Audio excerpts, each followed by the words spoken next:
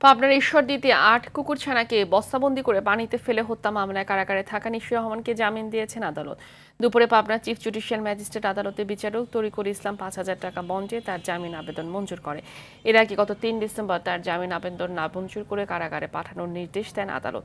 এতে নিশির রহমানের সাথে তার ২ বছর বয়সী শিশু সন্তানকেও কারাগারে থাকতে হয়। কুকুরছানা হত্যার অভিযোগে হওয়া মামলায় ২ ডিসেম্বর রাতে অভিযুক্ত নিশির রহমানকে গ্রেফতার করে পুলিশ।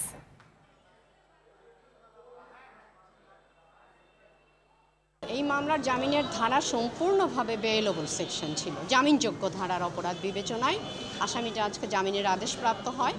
তবে মামলার তদন্ত যেভাবে চলছে সেভাবেই চলবে। ভবিষ্যতে অভিযোগপত্র দাখিল হবে। অভিযোগপত্র দাখিল হলে যদি দেখা যায় যে অভিযোগপত্র সঠিকভাবে আসছে আমাদের ধারণায়, অর্থাৎ রাষ্ট্রপক্ষের ধারণায়, তাহলে সেটা মামলা বিচারে যাবে।